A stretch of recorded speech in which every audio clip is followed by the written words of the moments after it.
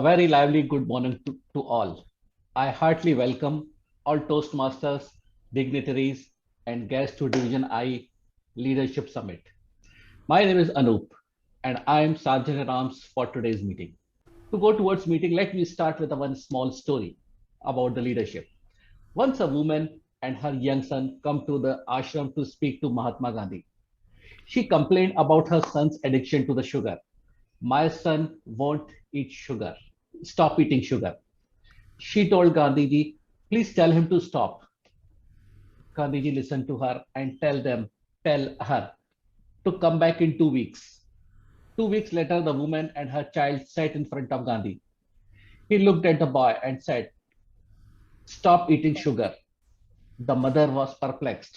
Why couldn't you have told him this 2 weeks ago? To which he replied, Madam, 2 weeks ago, I was still eating sugar.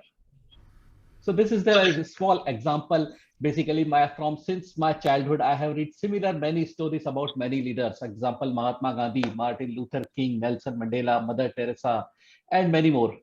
These are all leaders who inspire many persons to change and transform their life.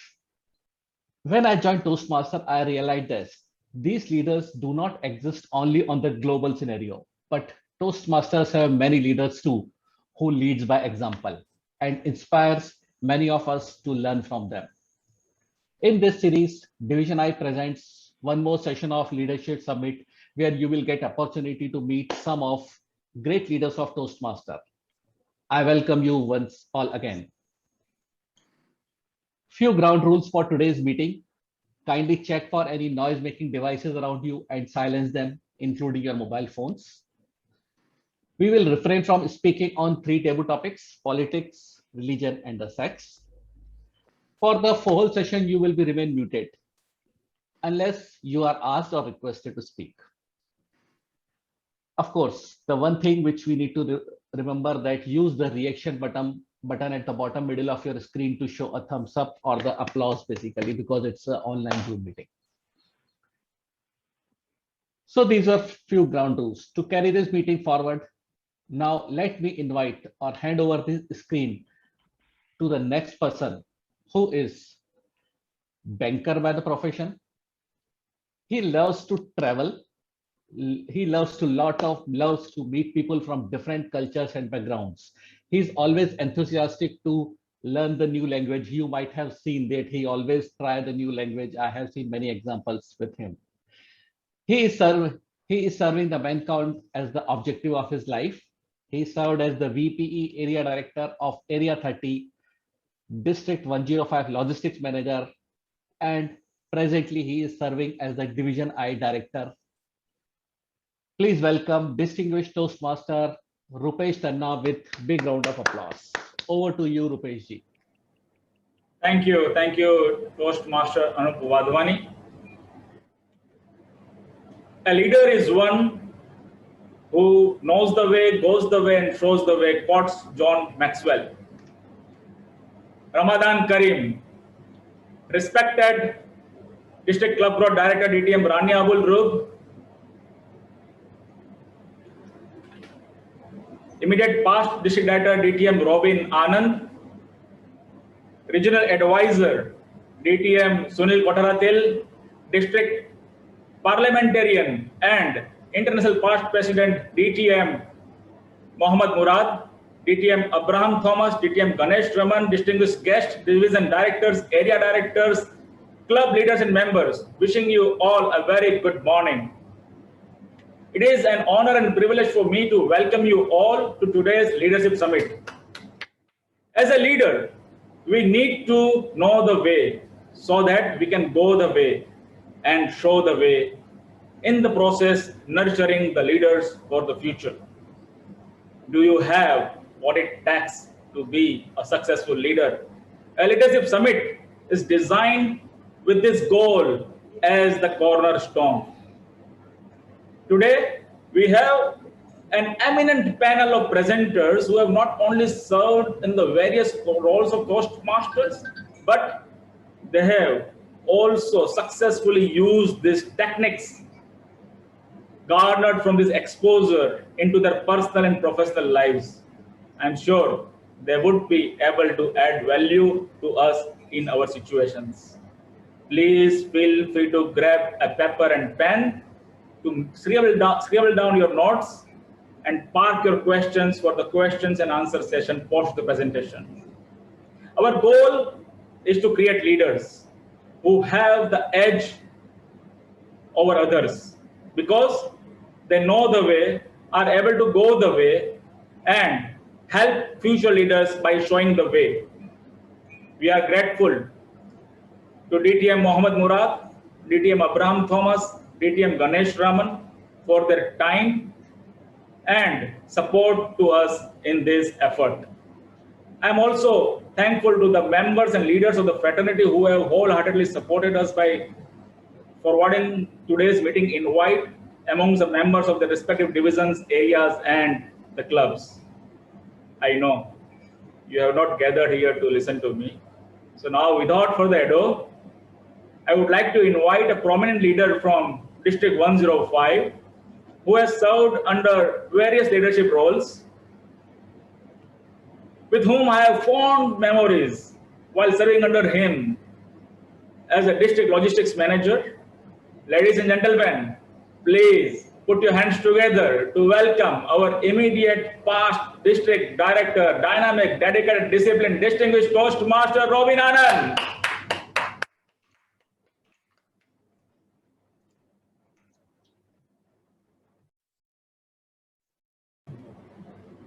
Toastmaster Anup, could you please unmute the DTM Robin and spotlight him? Thank you. Thank you, DTM Rupesh, for that very, very energetic introduction. But having said that, I think you were very clear. Unless you tell, I cannot be unmuted. So I think everybody knows who's the leader here.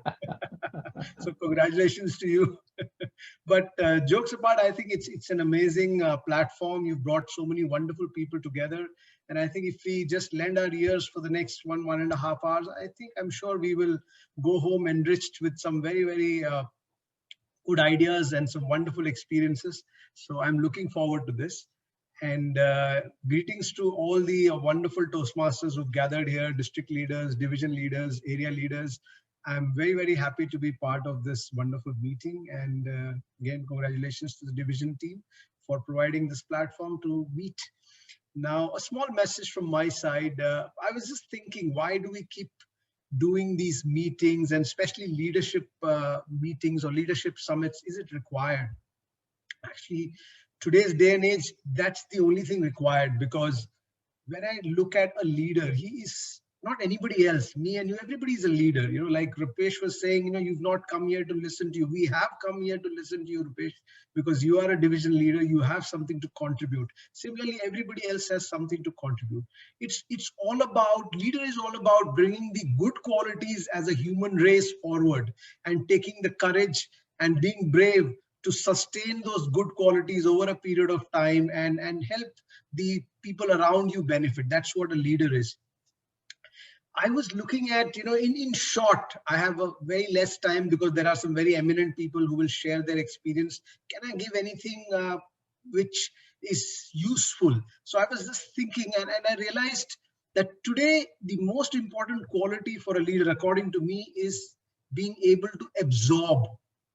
Now, absorb what? Around us, there are challenges, there are problems. But as a leader, if we have the ability to absorb that pressure, absorb those challenges and keep it with us for some time, and then possibly create solutions or bring people together to solve it, we actually help a lot of people around us, and we stop the panic. You know, in a luxury car, the most important thing is what? Shock absorbers, right? And I think today's leaders need to be that. The shock absorbers. Absorb the pressure, absorb these problems. Don't just offload it onto the people next to you.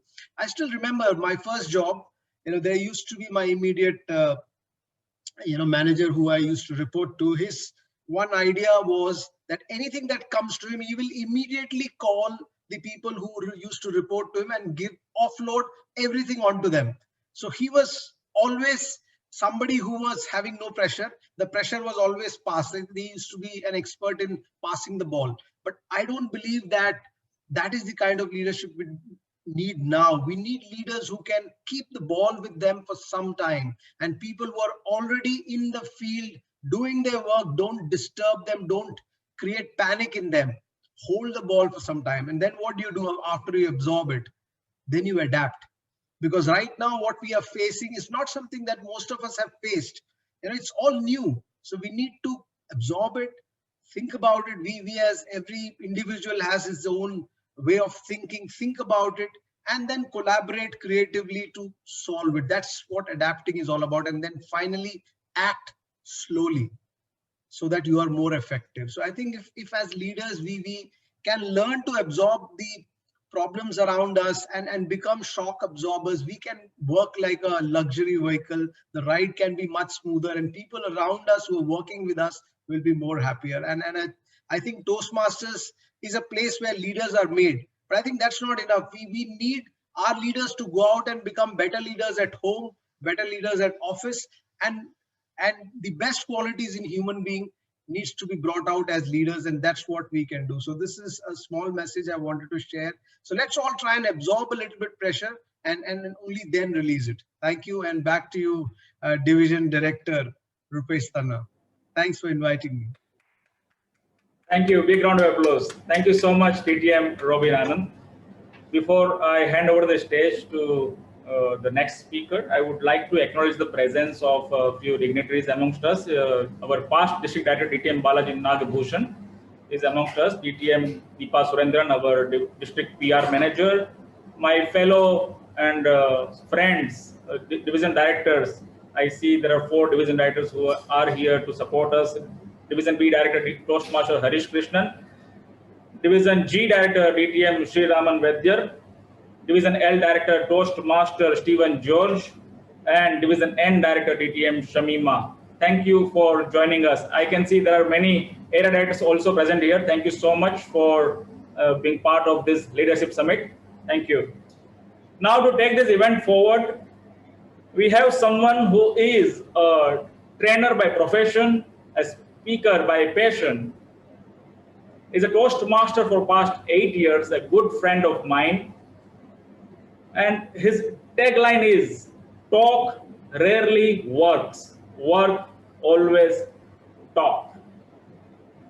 Please help me welcome our past Division I Director, Master of Ceremonies and moderator for today's event, DTM Hariharan Iyer. Thank you very much, Toastmaster DTM Rupesh Tanna. In fact, you are indeed one of my closest friends since my time of work also. So I know you as long as possibly a little longer than Toastmasters. Thank you so much for that lovely introduction. In fact, I was wondering, was it you're introducing me or someone else? Nonetheless, I appreciate it. Toastmasters and guests, wish you all a good morning and Ramadan Kareem to each one of you.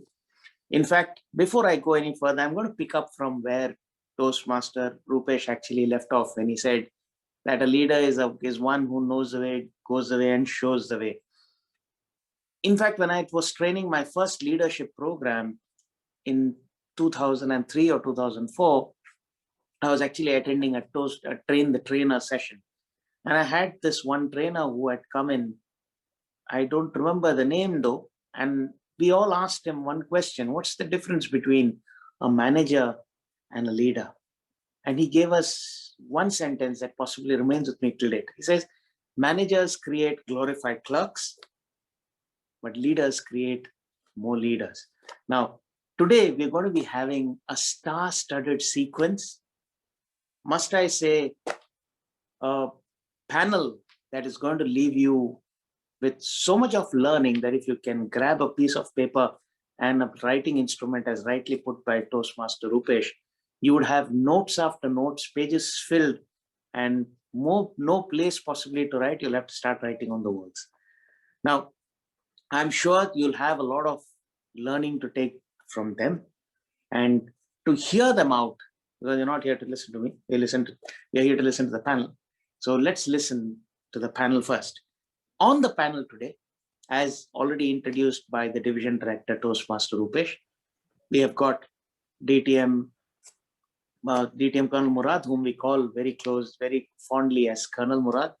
We've got DTM Ganesh Raman, who happens to be one of my mentors in the very beginning of my Toastmasters journey. And the third gentleman whom I look up to when it comes to driving home the point with a lot of lightness, or possibly must I say with humor, is DTM Abraham Thomas. I look up to these three people when it comes to being a leader and communicating the right way. So before we go further, may I please call upon the first panelist for today to give in his views on what does he think it takes to be an effective leader. So let's listen to and put our hands together first for Toastmaster DTM Ganesh Raman, who happens to be, as I said, one of my closest friends and my mentors from the very beginning. DTM Ganesh Raman, over to you. Thank you so much, Hari. Very sweet of you. Good morning, everyone. What an audience we have today. I'd be preaching to the converted, and that's to be putting this very, very mildly. We have such an eminent set of leaders who are listening in today. I think there's an awful lot of experience all gathered together, thanks to DTM Rupesh. So thank you for this opportunity, DTM Rupesh. What I'm going to try and do is just do a quick reminder. All of you are leaders, and all of you, if you have been successful at your leadership, you will probably relate to what I'm going to share. You're probably good at what I'm going to share. But I think it helps every once in a while, as DTM Robin also said, to remind ourselves, what is it that it takes to become a successful leader? And as Hari put it, we have the accountability and the responsibility to create more leaders. And perhaps what I have to share today will help us all create more leaders in the future. So bear with me. I will share my screen.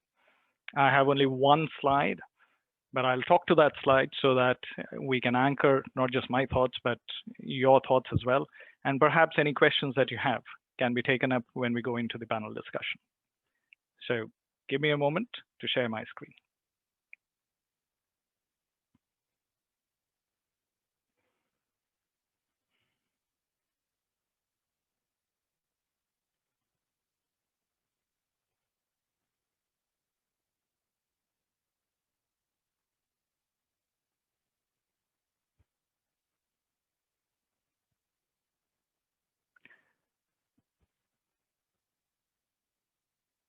There we are. DTM Rupesh, could you give me a thumbs up if you can see the screen? Excellent, brilliant. Thank you very much. Well, ladies and gentlemen, leadership, right? I'm not going to sit and define leadership because I think Robin's already done that for us. DTM Rupesh has done that for us. DTM Hariharan has done that for us. And we've been talking and listening to leadership for decades. So I'm not going to be sitting here and defining, because if you attempt to define leadership, we'll get 75 different definitions. What I want to concentrate on today is really do a quick reminder of the skills it takes to be a successful leader. And I'm absolutely sure every one of you listening in will relate to pretty much all of what is there on the screen. So number one, I'd like to start off with is something that I borrowed from Toastmasters, something that we are all fully aware of. These are the values of Toastmasters. Now, they're not just attributes and behaviors, but these are skills that we all need to pick up. RISE: respect, integrity, service, and pursuit for excellence. Right? Goes without saying.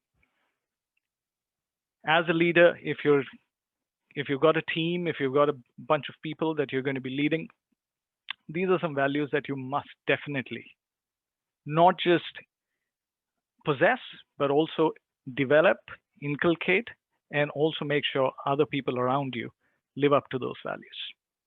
So I can't stress more about being respectful. Integrity, ethical leadership is a huge topic nowadays, especially in the corporate world.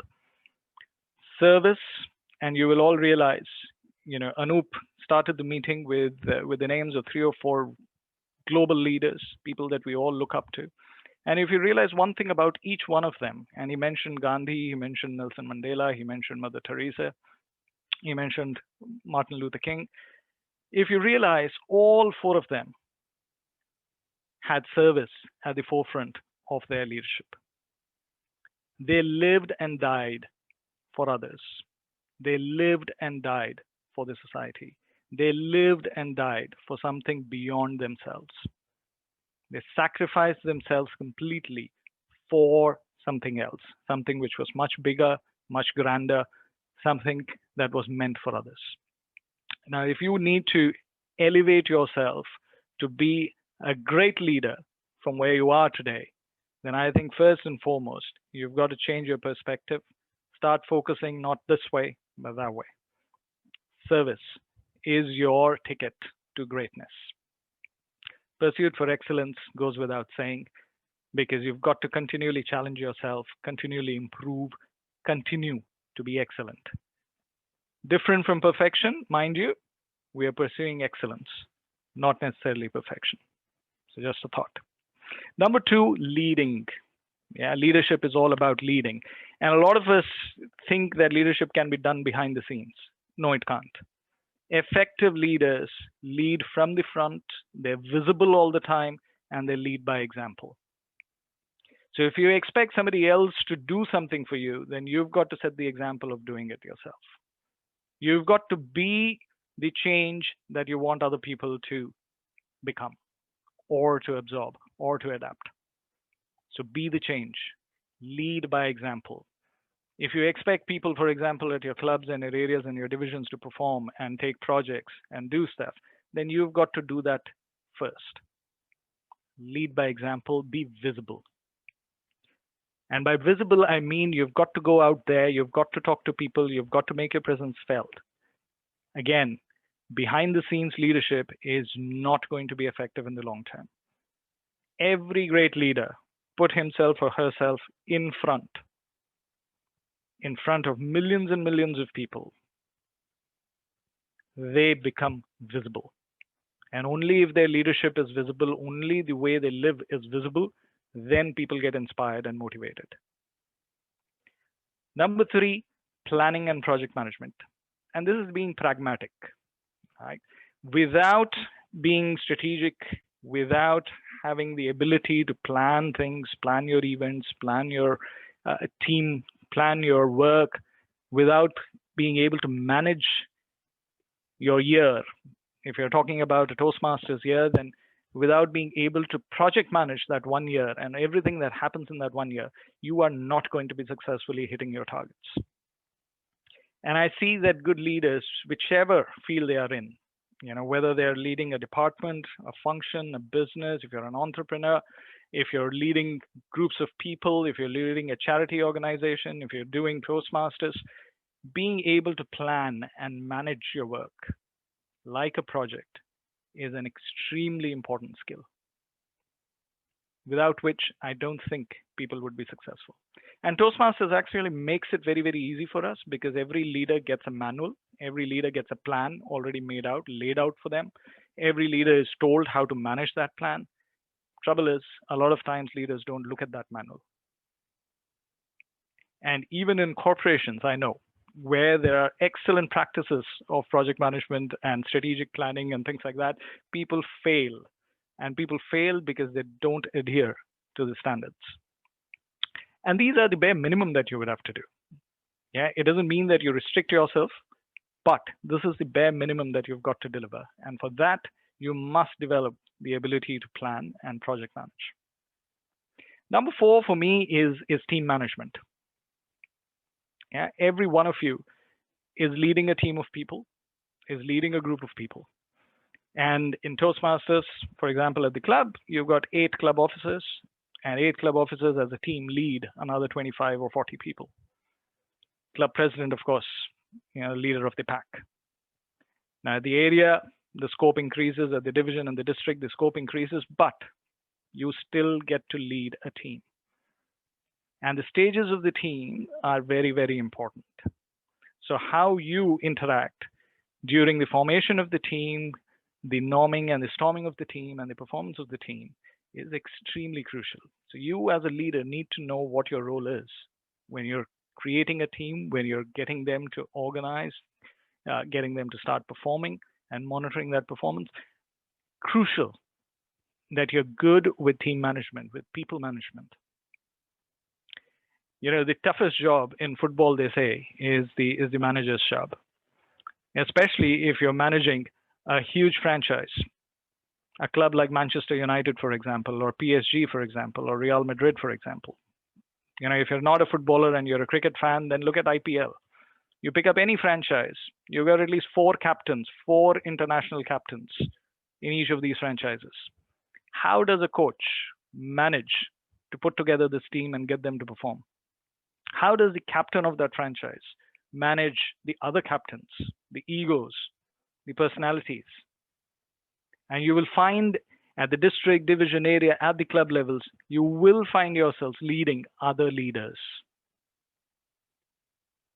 So leading other leaders is a skill that you have to definitely possess. What helps is, of course, EI, emotional intelligence. And in today's day and time, especially since the beginning of 2020, since we've had COVID, the biggest ask of any leader is emotional intelligence. Being able to understand what the team requires, being able to connect with people, being able to connect individually with every individual on the team, getting them to focus, ensuring their well-being, empathizing with their situation, that is the biggest ask. Targets are secondary. Good leaders, great leaders, put the individual first before anything else, especially in today's times. It goes back to respect, it goes back to service. And I think these 2 attributes are extremely important. And emotional intelligence helps you bring out that to the fore. There are a set of other 5 or 6 skills that are equally important, I believe, and communication is one of them. It's ironic, in Toastmasters, we talk about communication and leadership all the time, but it's ironic that most times when a leader fails or is not as effective, it's because he or she is not communicating well. And communication breakdowns are more common than we would like to acknowledge. I can promise you that. And what's more important today, again, and there's a lot of emphasis, especially in the corporate world, on D&I, which is diversity and inclusion, especially inclusion. Diversity is something that is still dependent on where you're operating. Your field of operation will determine what kind of diversity you're able to bring in. But if you look at Toastmasters at large, you will encounter a very diverse group of people. And if you're leading a diverse group of people, it means diverse personalities, diverse cultures, diverse upbringing, diverse education, diverse values, all of this. So life as a leader is not easy. But if you're open to this, if you're open to be inclusive, if you're open to listen to ideas, if you're open to absorb, if you're open to other people's opinions, then you will be able to lead people. Gone are the times when you could stand up as a person and dictate and command and expect things to happen. It just doesn't happen anymore. You try that with a younger generation, forget it. Every one of them has an opinion. Every one of them is very, very confident and assured about their own views and opinions and the way they want to live. And unless you bring in that diversity and include that diversity in your decision making and your leadership strategy, you are bound to fail. So communication, again, ironic that in Toastmasters, people fail because of communication, because that's the one skill that we try to pick up. So communication, diversity, and inclusion, very, very important. The next one is space management. And if you're wondering what space management is, think about a wheel, right? A traditional wheel. If you all can imagine the wheel, you will find there is a hub in the between. Yeah, right in the center, there's a hub, and then you've got spokes. So if I were to ask you what part of the wheel is represented by the leader, I think most of you will agree that it's the hub. because he or she brings together all the spokes, all the different leaders. They're working for the leader, the captain. They're all centered around the hub. Fair enough. And in fact, if you look at it, the shape of the wheel is taken by how the spokes and the hub are placed. The entire integrity of the wheel is dependent on where you place the hub and how you attach the spokes to them. But there's something more subtle and a lot more important than what I've just described about the wheel and its structure. And if you look closely, it is the space between the spokes that actually gives you the shape of the wheel. If you put the spokes too close to each other, you're likely not to get a rounded wheel. Unless you place the available spokes, whether there are 3 spokes or whether there are 4, whether there are 6 or whether there are 8 or 12, doesn't matter. It's the spacing of the spokes around the hub that really gives structure to a wheel. And the performance of the wheel is dependent on space management. You as a leader must make sure that you give space to every spoke to flourish, every spoke to reach its potential, every spoke to perform up to its potential. That's a critical job of a leader. Manage space. Manage the nothingness. Manage what's not there to be seen. Manage the unseen. Manage the unspoken. That is the biggest requirement of a leader. Problem solving, Robin mentioned earlier, don't create problems. Leaders' jobs are to remove hurdles, not create hurdles. I think a lot of us are guilty, and we do create hurdles for the people who actually work for us. We end up creating more problems, more pressure, more stress for individuals. And it goes completely against the principle of service leadership. It goes against the principle of even common logic. You want people to work for you. You want people to perform for you. Don't give them stress. Take away their stress. And the best leaders I've known and I've worked with do exactly that. They take pressure away. They manage pressure. They don't let the team suffer. They make sure there's enough space, enough air, enough resources available for the team to excel. And that's what a leader is to do. Not stand over them and demand, but make sure that they are equipped to perform to their potential. That is the essence of leadership, ensuring every individual reaches their potential. That way, you will create more leaders.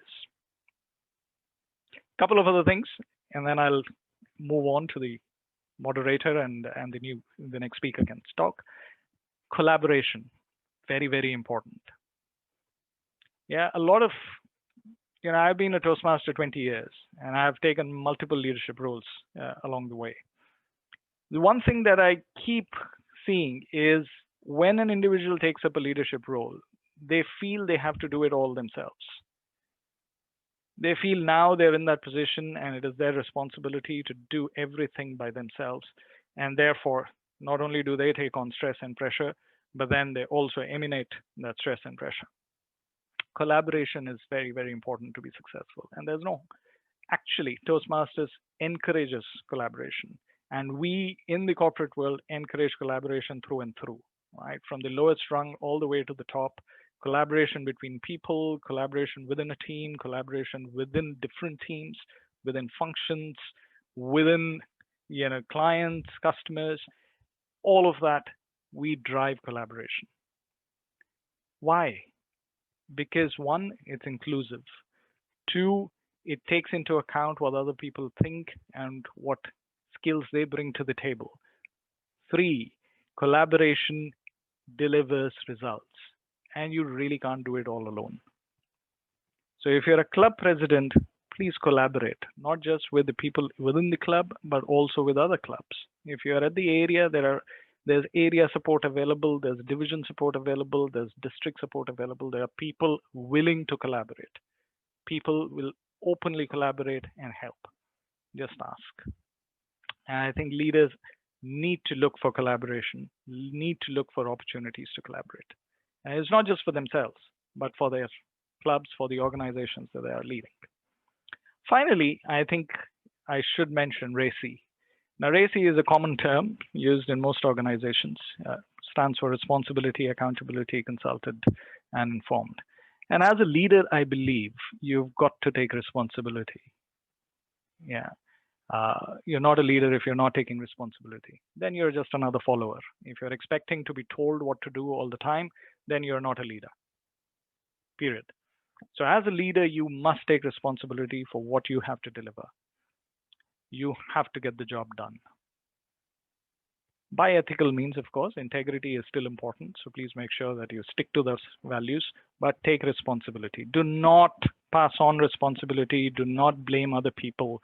The moment you do that, you're not in control. You're not a leader. So take responsibility for whatever is happening in your organization. Number two, accountability. The buck stops with you. And those of us who are from India will remember Abdul Kalam. And in one of his interviews, and in fact, I think in one of his many books, he has mentioned this, that when the first PSLV rocket launch failed, and it failed miserably, he was, of course, faced to go and talk to the media. And when he went there and sat in front, before he could open his mouth, he found that his boss, Dr. Vikram Sarabhai, had come and sat along with him. And in that media interaction, there was not a single question that Abdul Kalam was allowed to answer. Every question was answered by Dr. Sarabhai.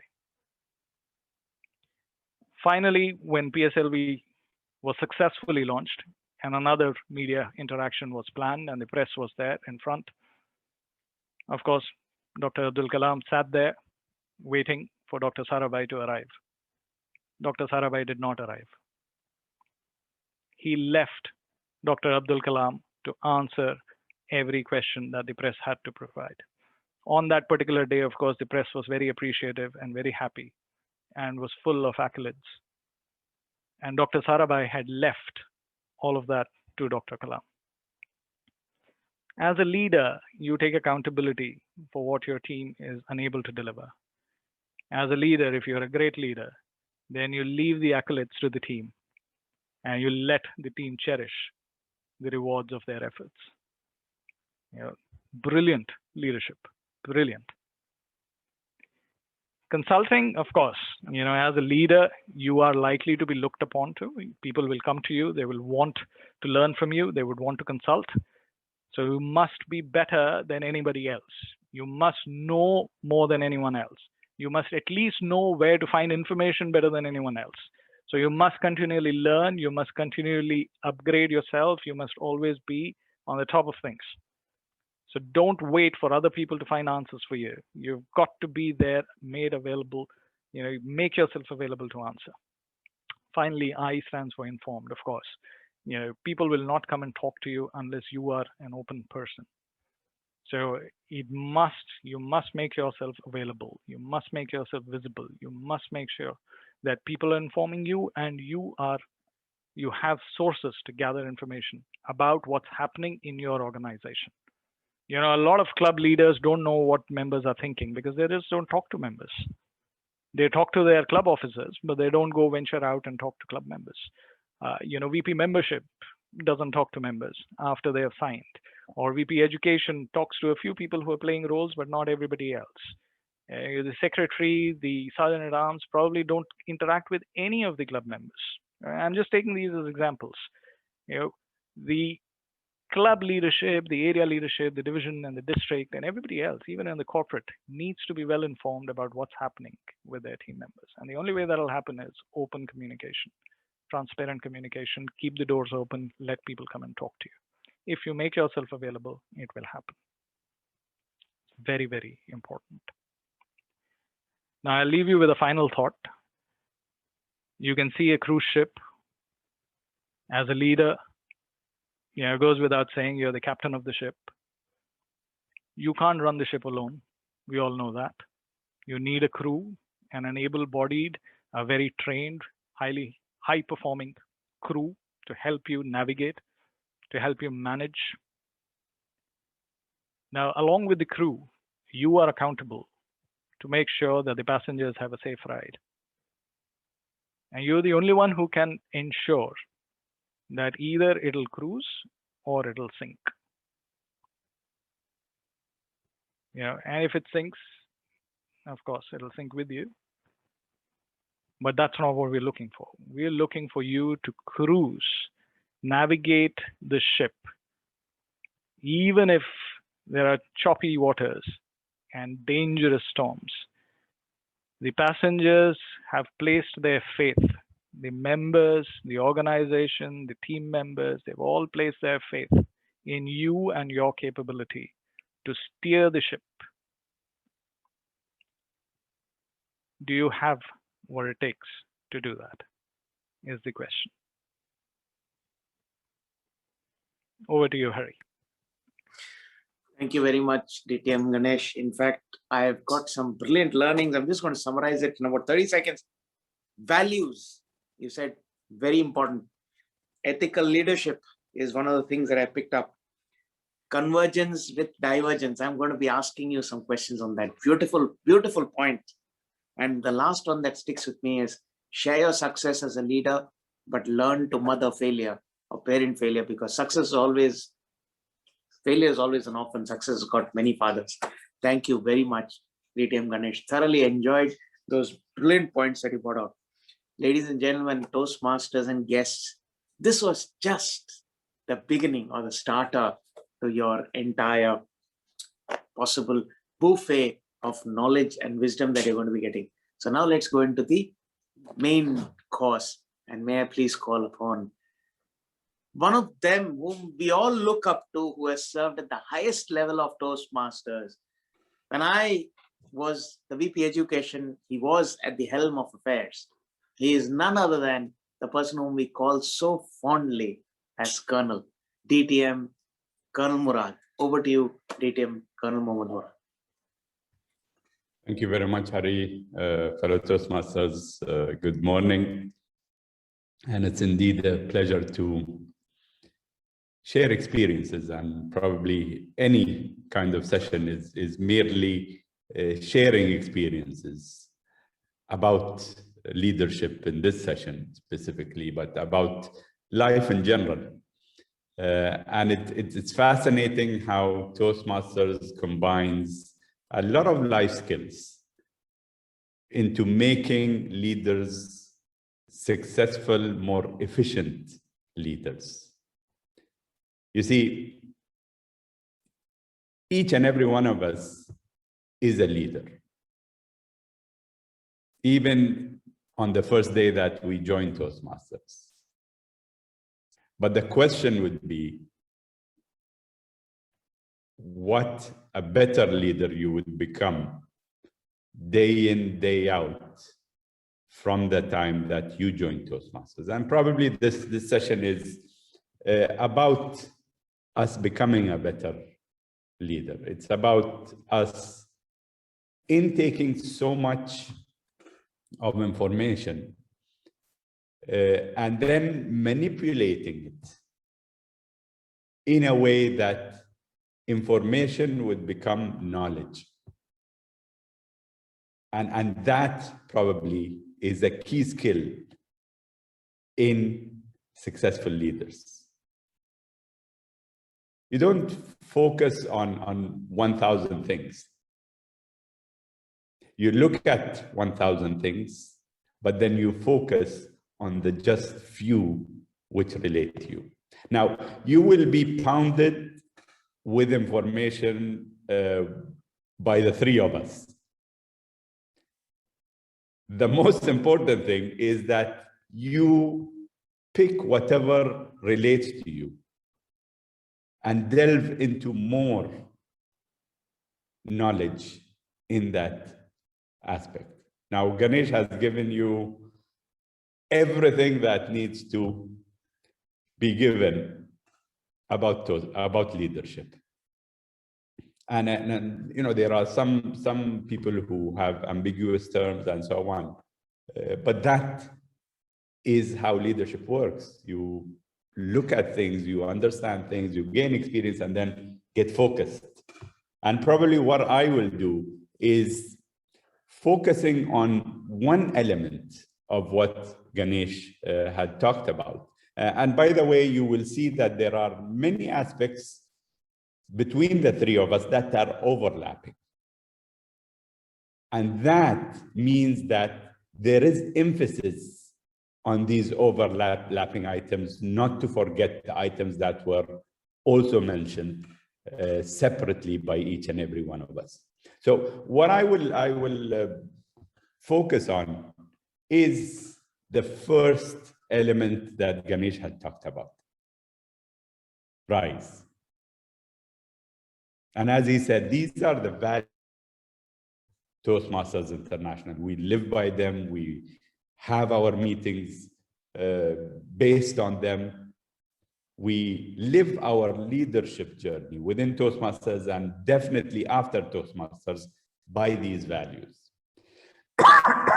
Now, I understand that many of us summarize or put an acronym to the values, which is RISE. But in my specific perspective, I would like you to put those values into the sequence that have been put by Toastmasters International.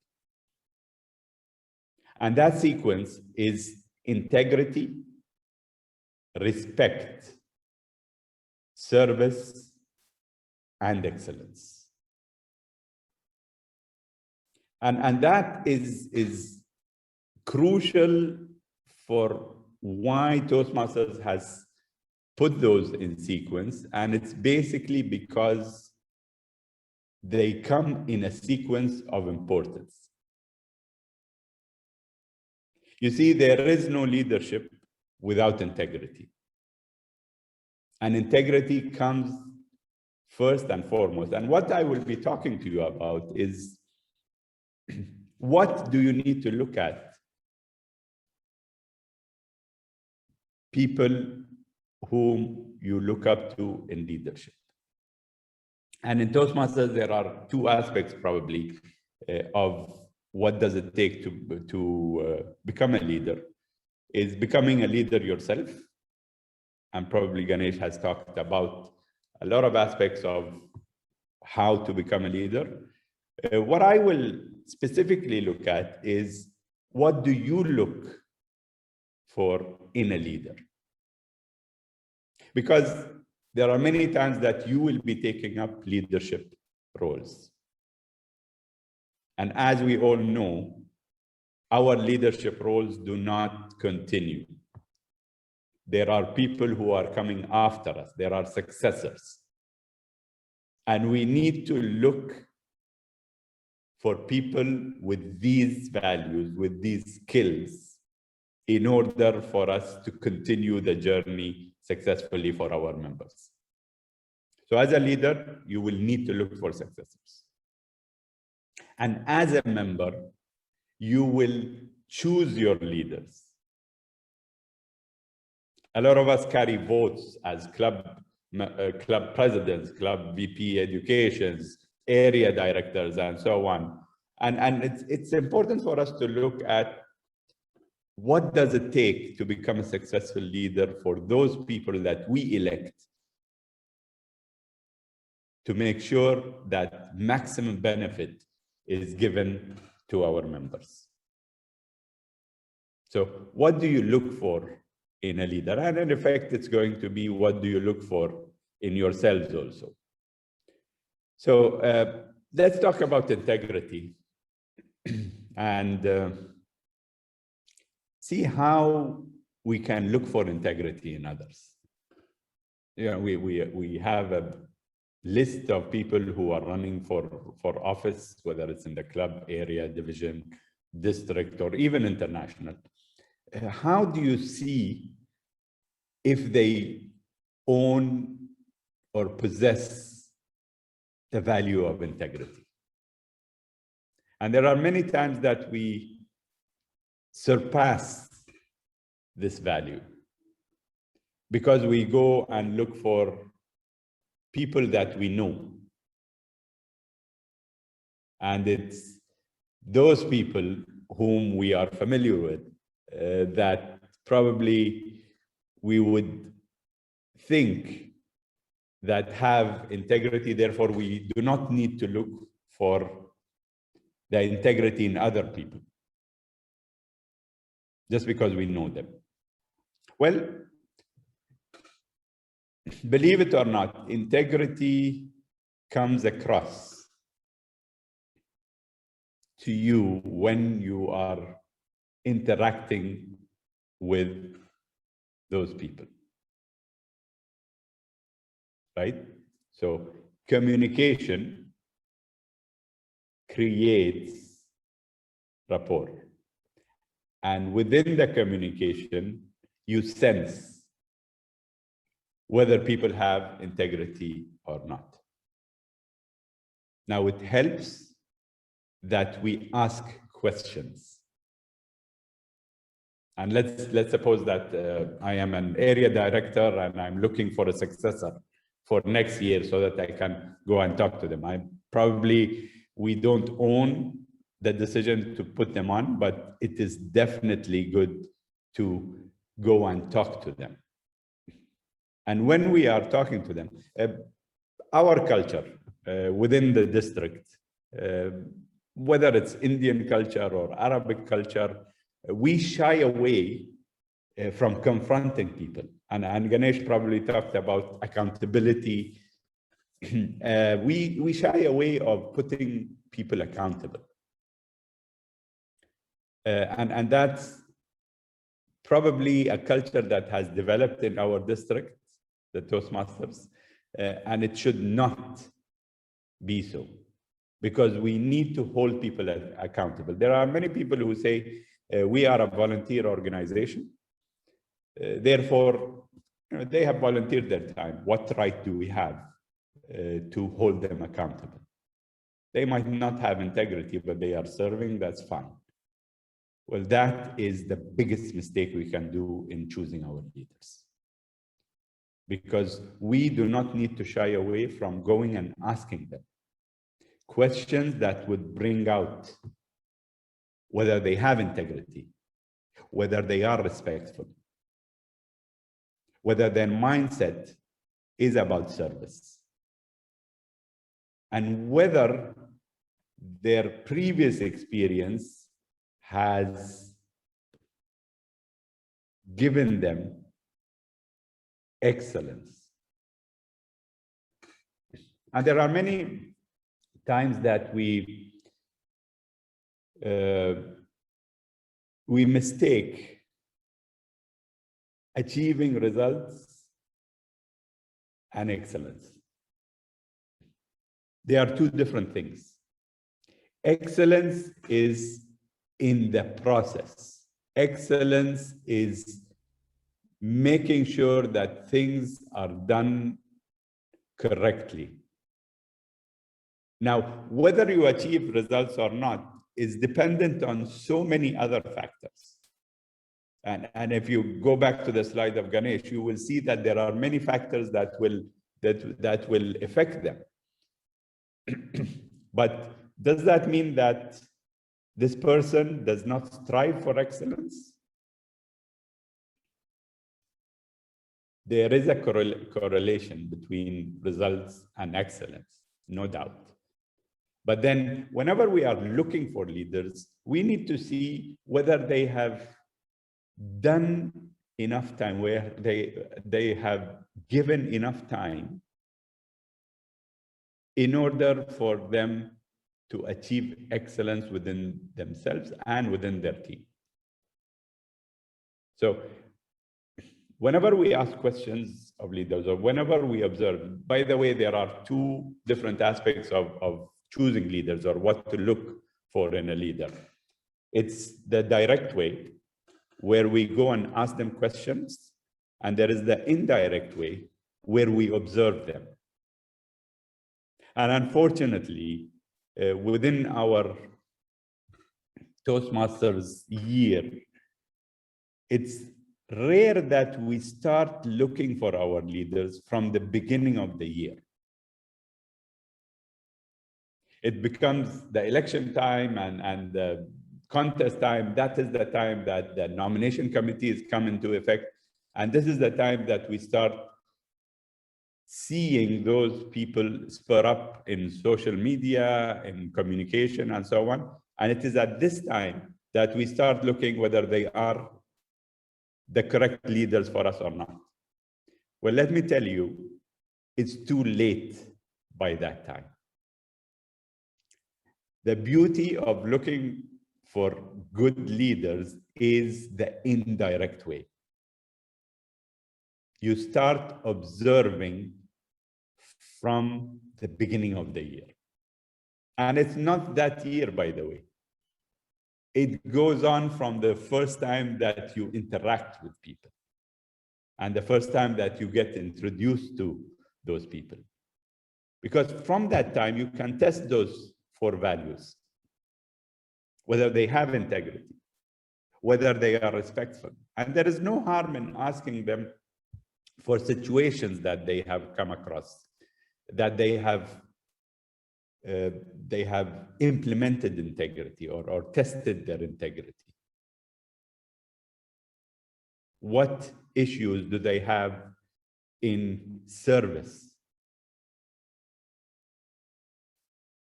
Are they committed to excellence? And by the way, when you go ask them these questions also, there are intelligent ways of asking questions, and there are the blunt ways. The blunt ways are useful in very few situations, but the intelligent way is a skill also that you will need to develop. Probably Abraham Thomas is someone that you need to ask when it comes to asking intelligent questions. And it's a skill, and you will need to develop it. So, in summary,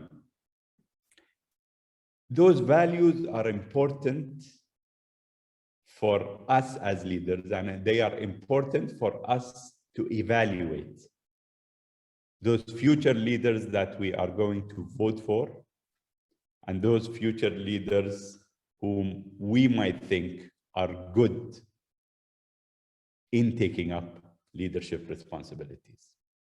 Now, the last thing I would like to finish with is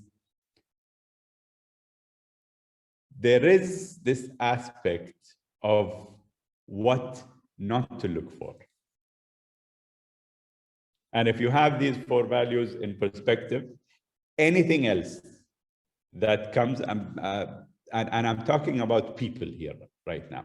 Now, Ganesh had talked about processes and skills that could be developed. What I am talking about is the person's or the people's part of what to look for.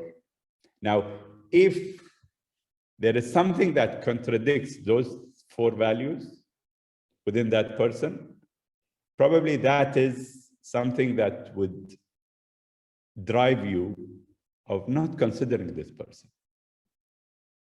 But I would like to caution you is that you do not take decisions just by encountering a situation or a communication from these people and you make your decision. Because this is a long process.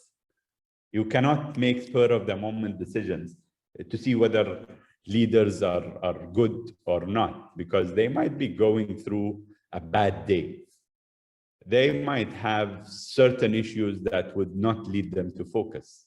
And this is why I say you need to observe them on a long period. Therefore, it's a process and it's a skill that we'll need to develop, and it is required by each and every one of us, by the way. You cannot say, I'm just a member, I'm not concerned. into looking for leaders. Because others might be looking at you as a leader. And if you look for values and skills in others, then you certainly need to have them. Probably the example of Gandhi summarizes everything. You need to walk the talk in order to be able to choose leaders. So choose wisely. Back to you, Hari. Thank you very much, Colonel. Actually, brilliant. I've loaded my books, got loaded up. I purposely picked up a diary and I've kept writing, and some of the things I took back is beautiful. You'll have multiple things to look at, but focus on a few specifics. Fantastic. Values is the key. Integrity being the cornerstone. Achieving excellence, achieving and excelling is not always the same. Beautiful. I love that. I'm going to ask you some questions on that for sure. Communication creates. Oh, beautiful. So many. In fact, DTM Ganesh Raman also rightly said that many leaders fail because there's no communication. Beautifully put. Fantastic. I learned something new. Direct and indirect manners of looking for those leaders and confronting them and asking them those tough questions if need be. Sometimes being blunt, sometimes being sharp. Very nice. Thank you very much. And beautifully put, Colonel Murad. In fact, it's always a pleasure to listen to you. And I know you, one of those epitomes whom I've come across when it came to integrity, especially that one incident which goes down to me that year when we had our elections. Beautifully done. In fact, who else can speak about integrity than you when it comes to that particular position? In fact, the next person who's going to come in, again, is somebody whom I look up to. And he had done a beautiful session on something known as DTM. And if you're wondering if DTM is Distinguished Toastmaster, it's not. He had done two titles actually matter. Two titles matter. And that remains with me to this day. And I must say, he is one of those people, as I told you, he is extremely good with his messages. And as rightly put by DTM Murad as well, Colonel Murad, if you want to understand the message, you should go to him because he knows exactly what words to use. He will make it feel light, but in the weight and the heaviness of the message will always be there. He is one I look up to for the use of words and messages in the right manner. May I please call upon somebody whom I look up to like my father figure when it comes to messages, DTM Abraham Thomas. Over to you, DTM Abraham Thomas.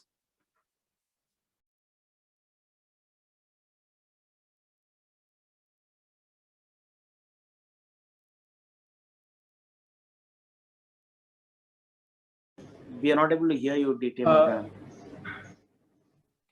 Yes. Thank you very much, DTM Hari. I particularly like the way you brought this in and said, I look up to him like a father figure. You know, I mean, you didn't quite have to say it because my white hair is quite visible to the entire audience.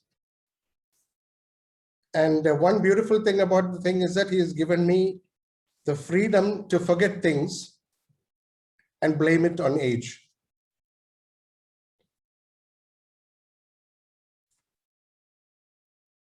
Fellow Toastmasters, I bring you greetings of Ramadan and a very good morning to all of you.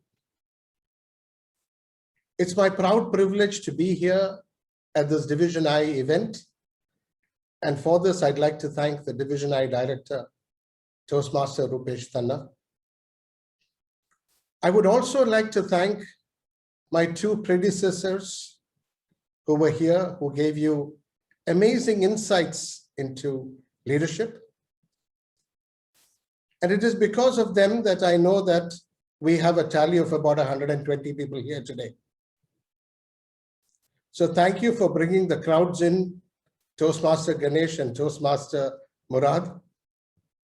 My job is now made very simple.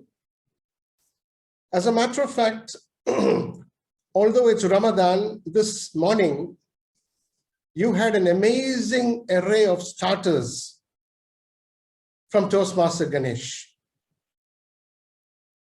which was followed up by an even more informative and sumptuous main course from DTM Murad.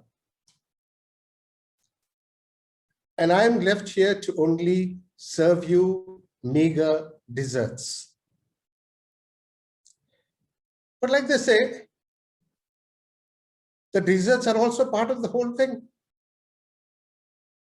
So just because you've had your starters and you're full with the main course, you forgot there was still something to come. But I'm not going to tell you too much about leadership. And I'll tell you why. First and foremost, I'd like to clarify that sometimes everybody says you've got to walk the road to be able to understand what it takes to be there, and then share that information. Now, I will be very honest with you. Since 2004, I've taken no leadership role, and therefore I may not be completely qualified to give you, a leadership, to give you a session on leadership at the summit. But what I would like to offer you, because it's light, because it's desserts, I'd like to offer you something that is sweet and possibly of a holistic nature. So in order to do that, I would like to go back to using my slides. I'd like to share my presentation with you. Toastmaster Ganesh was kind enough to share only one slide. Toastmaster Murad shared nothing because they knew that I was coming up with many slides. So they wanted to give me as much time to share my slides. So thank you very much for that. And may I quickly share my slides with you, my slide with you.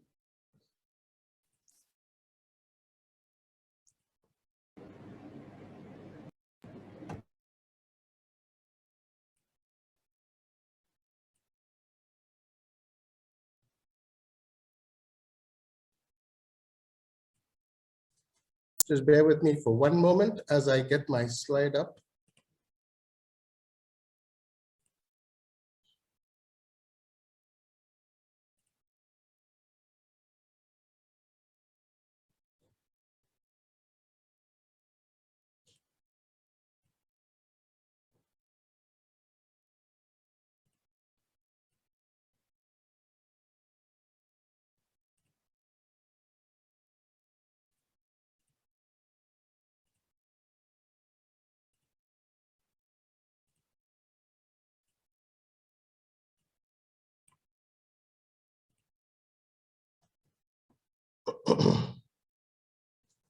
All right, there we go. Now that I've got over the technical hassle, I would like to talk to you this morning about leaders being ladders.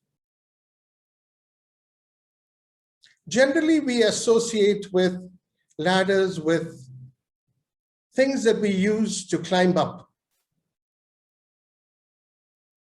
But there's another way to look at a ladder. You can also climb down.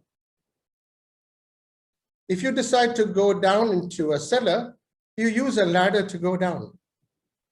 So I leave it to your imagination today, whether you would like to see the glass half full or half empty.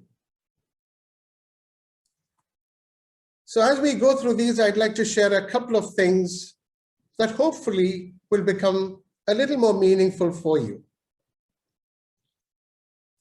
The first is that leadership is not a position or title.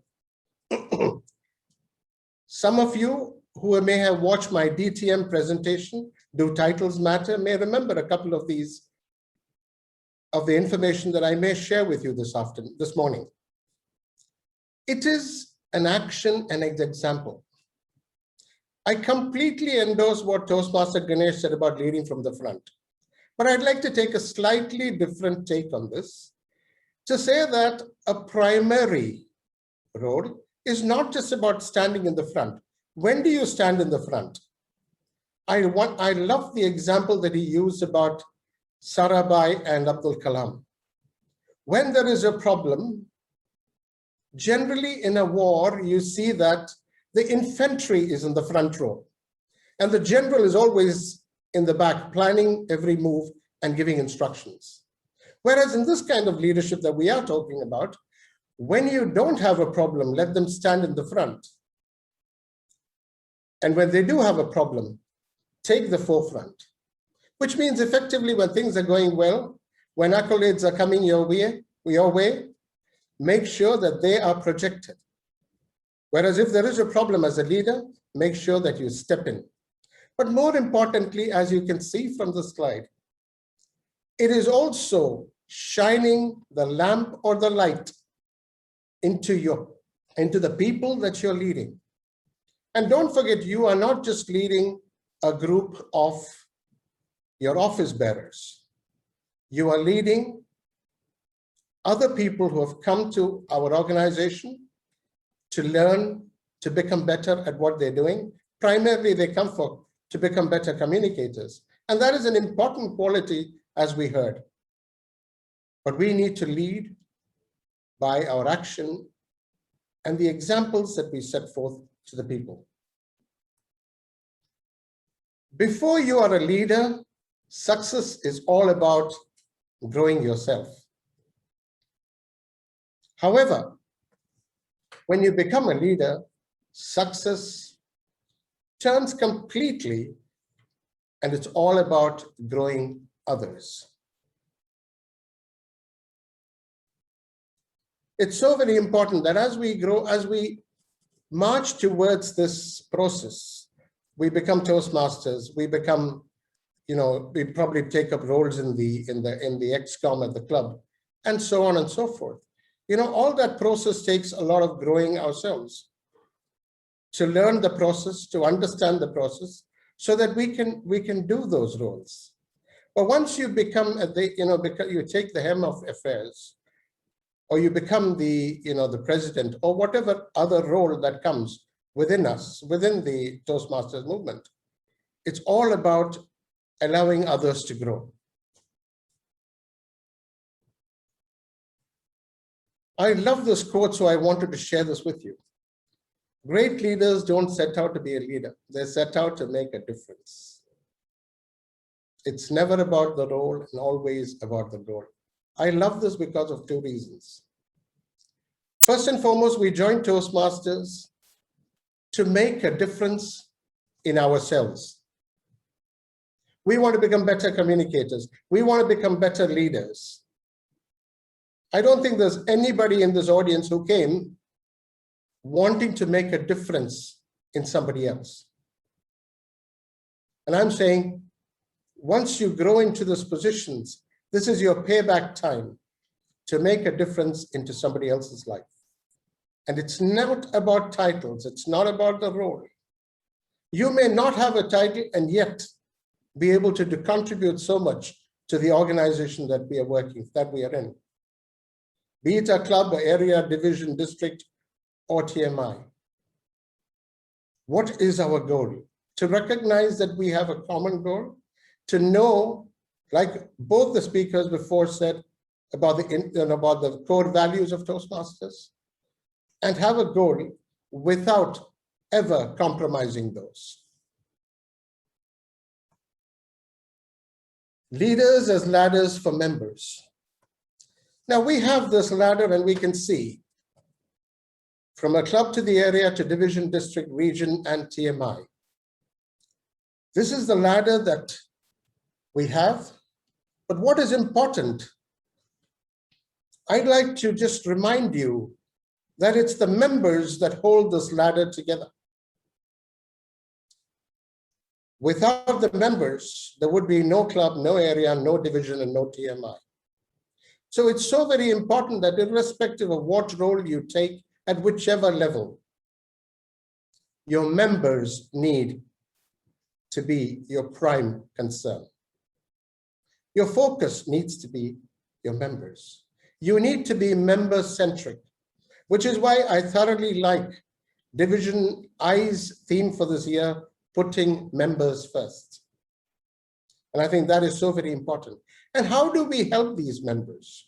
How do we hold them? Don't forget, they come to you because they have a need and they come to you for advice, support, guidance, assistance, whatever.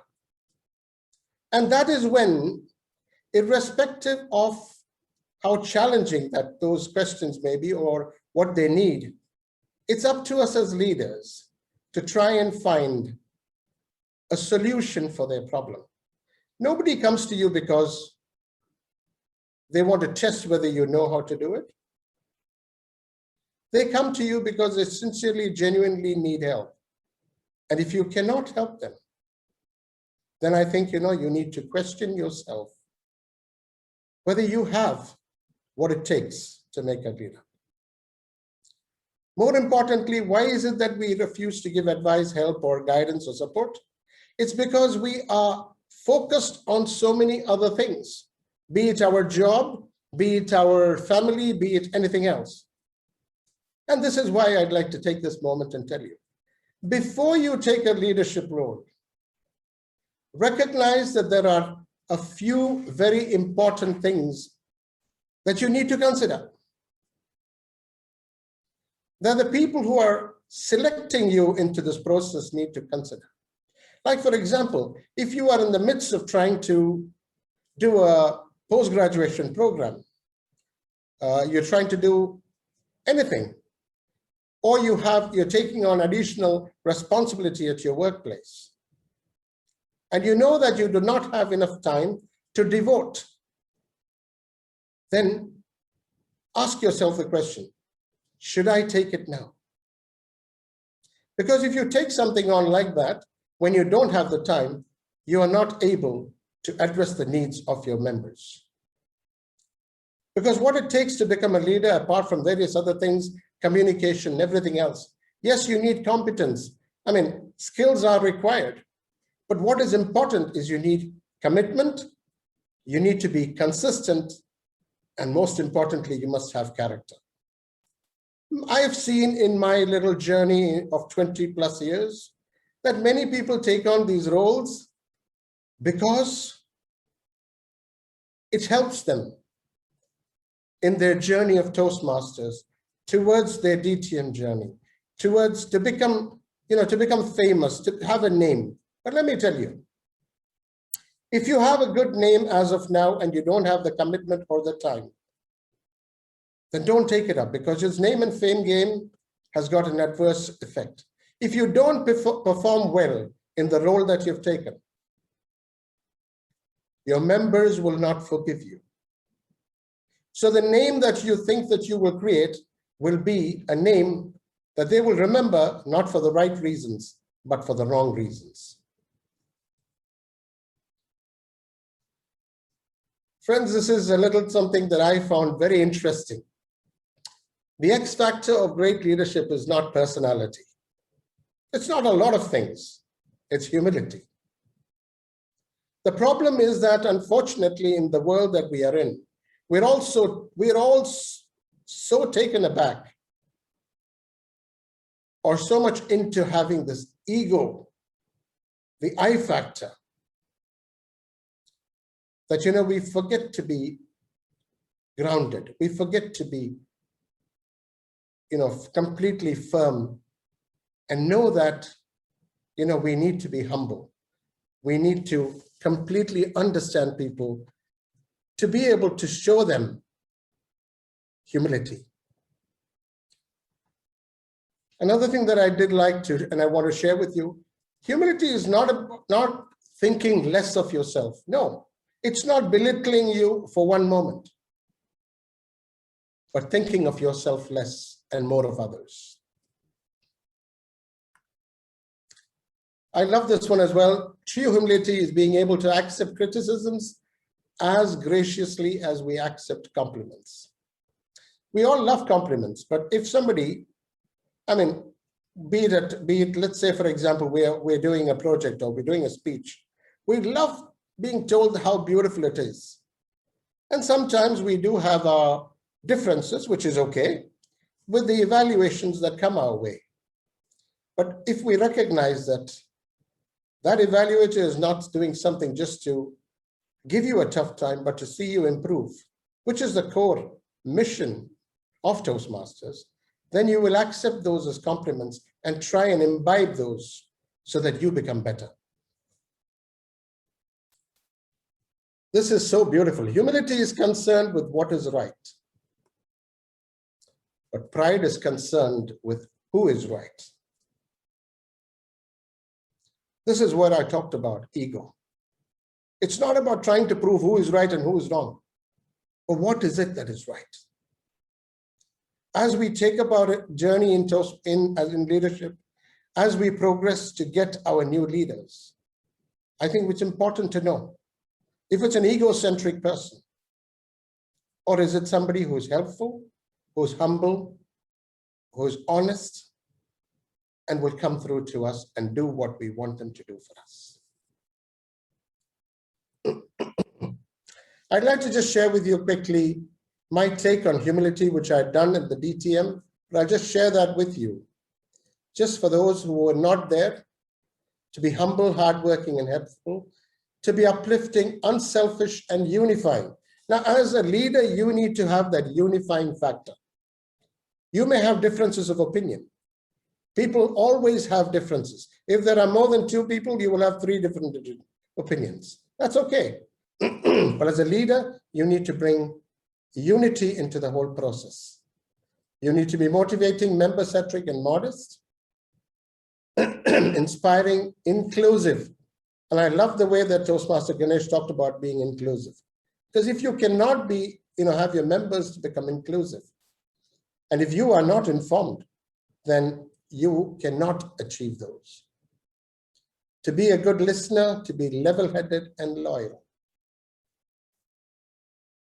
To be innovative, to have integrity, and to be ignited. The fire within you should be ignited so that you're driven to do what you need to do. You need to be a team player. You need to be tactful. As Toastmaster Murad was saying, you need to know what to say and how to say it in a proper way. And tact is so very important. And finally, you need to be yearning, youthful, and yielding. When I talk about yielding, it's also about getting results. My question is, are you a true leader? I'd like you to try the self-check. If your actions inspire others to dream more, learn more, do more, and become more, you are a leader. And to those of you who look up to leaders, I'm sure there are a lot of people you look up to. There are people who you idolize, that you aspire to become. And if you are mentoring somebody, don't mentor them to become like you. Mentor them to become a better version of themselves. Because nobody can become you. Your DNA will not match anybody else's. But you have the ability to bring out the best in that person, to make them the best version of themselves. So what is it that I would say is a leader? You just saw this listener, level-headed and loyal in the previous slide. But you need to be energetic, you need to be earnest, and you need to be ethical. Yes, you need to have energy. You need to be sincere. You need to be earnest about what you're doing. And whilst you are in the hunt to do things properly, to get things accomplished, you cannot move away from the ethical factor that you must possess. You must have the ability to do the job. And now I come back again, you must have the availability of your time and your efforts to do the job. And you need to be appreciative of what is being done by every single member of your team and of your members. You need to be driven. You need to be determined, and you need to be disciplined.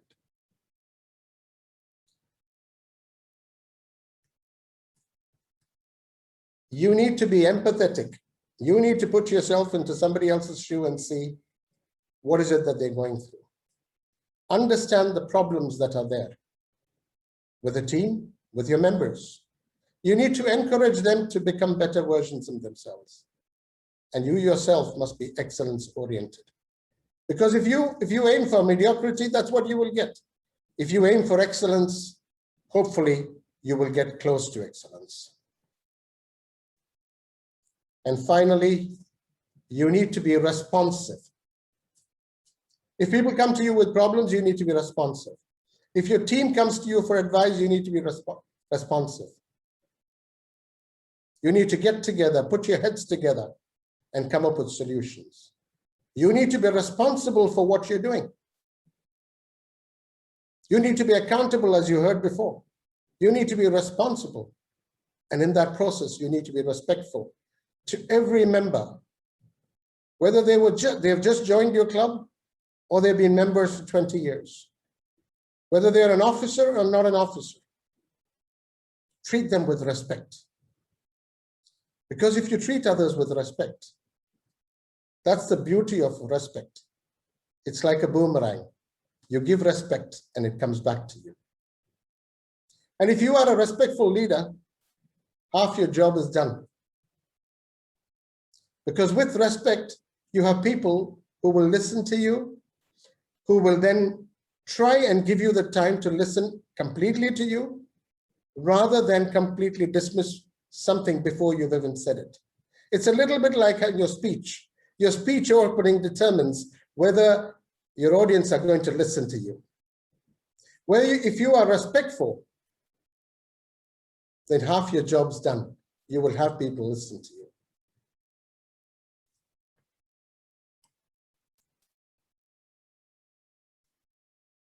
Now I have this question, which you heard three of us talk to you today.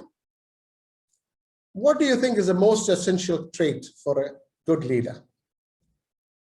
I don't want you to give answers, but I'm going to give you the answer. Every one of those things that we spoke about today, you can't have respect without integrity or service without excellence. You need to mix all of this, and all of this needs to be in there. The consistency of the dough, of what you mix, depends on your own abilities, your competencies, and whatever else that you think. If you think that you're weak in something, then you need to add a little more of that. If you think it's a little too thick, you add more milk into it. But that's something that you need to do when you look at yourselves. You know your own weaknesses, you know your own strengths. But most importantly, don't forget, this is the dessert that you're going to serve somebody. Are they going to like it? Are they going to say that was yummy? Is your leadership going to talk to people and say, wow, that was a class act? It's going to be difficult to keep that up. That's the kind of excellence that you need to work on, that you need to strive for. My friends, hold strong to your convictions. Don't compromise on them. Remain humble in your speech. Don't let your title speak your story. Let your actions tell your story. Leaders become great not because of their power, but because of their ability to empower others. Beautiful words from John Maxwell.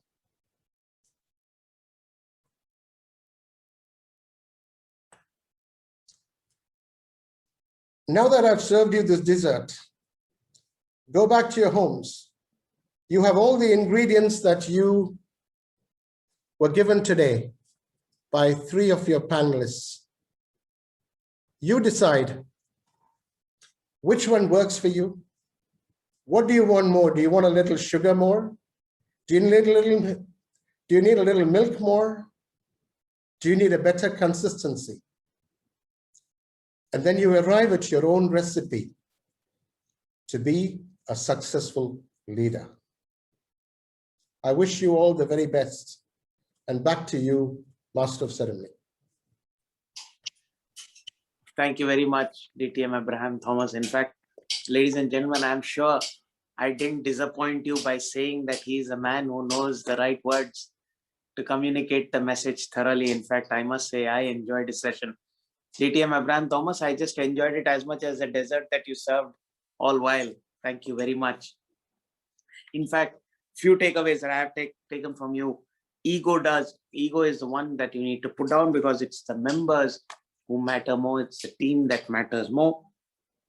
You need to take compliments well. You need to take criticism even more gracefully. Beautiful. I just love that. In fact, words of wisdom. Humility and leadership. I love that acronym. I'm going to be stealing those 2 slides from you for sure. It's all about the goal and not about the role. Superb. In fact, this is the second time I'm hearing this from you when you shared the DTM program. Beautiful. I just love that. Do not mentor somebody because they need to look like you. It's about how they can become a better version of themselves. Fantastic. And respect is like a boomerang. You throw it and you'll definitely get it back. Superb. In fact, DTM Abraham Thomas, I must say, you brought in a lot of those instances in my life when my leaders actually gave me a lot of inputs. Now, beautiful. Now that you'll have all heard this power-packed panel give their thoughts, let's take some questions from the audience. Now, the first question that I have that's coming in is coming in from a gentleman by name. Okay, here is the question. The question is, in fact, I leave it to any one of you to take it. Possibly, Colonel Murad, you can possibly take this. The question is, because you've been at the international level, the question is, how do I plan my leadership state, or how do I plan the leadership? How do I reach the topmost status, and how do I plan for it? So what's it that I need to keep in mind when I am getting to that particular level? The short answer would be one step at a time. You see, I never planned to be the international president. When we started, there was only one club in Dubai, and we had no idea what is beyond Abu Dhabi club and Dubai club. That was our world. But then, opportunities came in my club for leadership, and I took it up. And then you got exposed to the area, and you understood that there is more leadership opportunities. I took that up, and it went on. But I would like to advise, if you're looking at leadership roles and enhancing your leadership skills, there are 2 questions you need to ask yourself. Do I have the skills? Do I have the time to do justice to the role that I am taking up? Because as all the panelists said, it's not about titles. It's not about you becoming the international president. What difference are you going to make? And is there anyone else that could be better than you in terms of time allocation, building up a team, as Ganesh said? So there are many factors involved in planning your leadership. And you can, in my opinion, you can never plan your leadership journey and execute it to the dot. There are many variables. So you take it one step at a time, and if you have the opportunity and you are capable of doing justice to the job, then you take it up. Thank you very much, DTM Murad. DTM Colonel Murad, in fact, always something that you speak makes so much of sense. My next question goes to possibly DTM Ganesh or DTM Abraham. One of you all can take it, possibly DTM Ganesh, you can take this. The question is, in Toastmasters, we are taught, or we are possibly being told, or we look more at quality. But when we travel the leadership path, we realize that quality and quantity are equally important. Now, how does a leader understand or possibly strike that fine balance of quality and quantity? More what I would call as quantility. How do you strike that balance? Where do you come up with that word? Hari? Yes, I think one of the key skills for any leader is to achieve balance. Okay, it starts with yourself. If you are somebody as a person striving to balance things for yourself, whether that's emotionally or whether that's physically, mentally, it is important that you at first remain balanced. Okay, it starts with you. Now, in terms of quantity, what you need to think about again is that you don't have to do it alone. You are a leader of a group of people who are hopefully competent at what they are expected to do. Your job is to make sure that they flourish, and you provide them the support and the space and the time and the resources to make them successful. So quantity is an often used word, and something that we often forget as well, which is delegation, right? And you delegate. That is how you create more leaders. You give people opportunity to flourish. You ensure that their skills are put to use correctly. And man management or person management is extremely important. You need to know who is best fit to do the job. Now, a leader of a pack doesn't have to be the expert at everything, and they normally are not. A club president is generally not as good at PR or membership or education or doing the secretary job or treasurer. These are skills that they pick up, and they may not necessarily pick up all of the skills, but their biggest trait is that they know how to get work done. They take accountability and responsibility to get the job done through the resources that they have. And that is the skill that a leader must possess. A captain of a ship may not be the expert navigator of the ship. When you do a driving at a rally and you're racing, you have a navigator sat next to you. Your skill is to manage the car. That's what a captain is supposed to do. That's what the president is supposed to do. You steer the club. Let the experts who are good at doing their stuff do it well. Vikram Sarabhai did not act as the lead expert on our PSLV project. Dr. Abdul Kalam did. So knowing who is the right resource and who is best fit to do the job and making sure that they have the available space, time, and resources is what a leader's job is. Quantity will never be a problem then. Quality, excellence. We have said it enough number of times, I think. If you pursue excellence, that's what you drive. That's the value you need to inculcate in your team, and you will lead by example if you want to be successful at it. If you are not good at what you're doing, and if you don't show traits of excellence in your personality, in what you do, in your actions, your team is not going to follow suit. The team always looks up to the leader. The team imitates the leader. What you show is what you will get. So keep quality high yourself, quantity, delegate.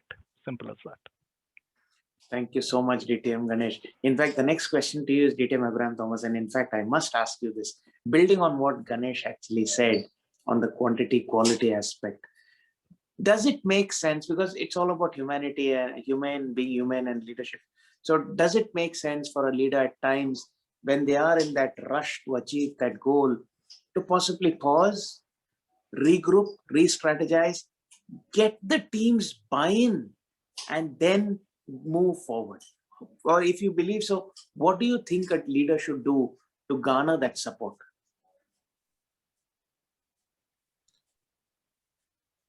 Right, as in continuation of what DTM Ganesh just said in his answer about quantity and quality,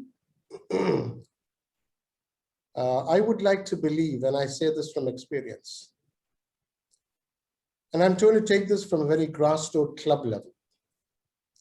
If you have a quality club, quality meetings, you will have no dearth for membership to grow. People either join you as dual members from other clubs, or there are guests that come and go to different clubs just to assess where they are best suited, where they feel they will get more Because like I told you in the beginning, everybody comes to Toastmasters to get something out of it. And yes, the quantity of our members will grow. Now, what is the challenge of a leader? Is to also allow his core team and members to grow, to become strong, so that they can hold him up.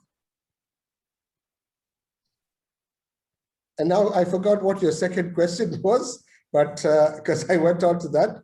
So if you could just quickly repeat that for me, Hari. You're muted, Hari. Hari, you're muted. Hari, you're muted. I'm so sorry. Does it make sense to possibly pause, get your team's buy-in, and then move on? And if you have to do it, how do you do it? So yeah, are there any tips for young leaders as to how they garner support from their teams? Absolutely. It's very important that you, you take regular pauses. You take regular pauses for two reasons. Number one, to evaluate your own performance and your teams. Because if you don't pause, you're running forward, you don't know what's happening. Like they say, the journey should be enjoyed as well. Right? You need to enjoy that journey. And how do you enjoy this leadership journey? You have to pause, you have to think. You have to then bring in that inclusiveness by asking others. What do they see? What can we do better? Oh, I'm the best. I don't need to talk to anybody. Talk to your team. Ask your members. Why do you think we have these members survey that go out? To see what can we do differently to meet their needs, right? And then at the same time that you pause, you may find there are some areas that you need to refocus on, that you need to focus on differently. It also allows you time to sharpen your axe and move forward. Because you have a full 12 months to accomplish. And you can't just run the race, it's not a marathon. Enjoy the journey, have inclusiveness, bring people in, change your own ways. You can always change. That's why in any particular, whether it's a ship, a car, or whatever that Ganesh used, I love that ship, the way he used that, excellent. And I like particularly the way he said, lead a ship. So that was beautiful. But even that needs to be navigated. There's somebody on the wheel. So we can change course based on what we see in our own results. But how do we see the results? To pause and evaluate. Thank you so much, Toastmaster Abraham, DTM Abraham, brilliant. For pearls of wisdom, just flying out of each one of you. Colonel Murad, the next question, very specifically the speaker or the person has asked is, you mentioned that we need to have confrontation. So as a person, we need to move away from just being surfers to being scuba divers so that you can look closer, look deeper in. Don't you think that would lead to confrontation? And how do we have healthy confrontation? The person is very specifically asking, how do we have healthy confrontation? I guess the first thing that needs to be established is, when will confrontation be required? So it's not that someone needs to be aggressive all the time. In the police, we have been trained to talk nicely to people, even if they have violated certain rules or regulations. But then if they are not willing to listen, then that's the time that you become a bit aggressive and step up the intensity as it goes, as required. So it's different than saying you need to be aggressive all the time and you need to be confrontational all the time. No, most of the people would be willing to listen at the first time. As long as there's, in coaching, what we do is we sign a contract between the coach and the coachee. And within the contract, it says that we will touch base every now and then and agree on certain things that are happening, that are not happening, and we will have a dialogue. And that needs to be established in the beginning. At the beginning of any teamwork, whether it's Toastmasters in work or even family, we need to have a base understanding. And once that base understanding is there, at any step of the way, when things need to be discussed, it's already understood. And therefore, it will not be taken personally, because a lot of people, when there is confrontation, it goes back to personalities and personality conflicts, while it should be discussions of processes and why things gone wrong and how could they become better. So the mindset comes into play in a very big way when we are discussing results and progress in our leadership teams. In fact, fantastic comments flowing in. Somebody just wrote that a leader needs to be a democratic dictator. I wonder. I don't know. I just thought quantility. This person has come out with it. See, you've already inspired people, Hari. The next question is to you, DTM Ganesh. In fact, you spoke about diversity and inclusion. Now, when you look at diversity, you'd have people, as you rightly said, diverse cultures, diverse educations, diverse backgrounds, diverse upbringing, diverse knowledge levels. How do you bring that divergence into that tunneled convergence of what do you want is that goal? How do you align a team? What are those possibly those silver bullets or that magic wands that possibly people can take on aligning a team with rather ease than to go through the hard way? Well, to be honest, there is no easy way. Okay, and anyone looking for an easy way to lead is probably not looking for leadership. Leadership is challenging, and we all have to acknowledge it.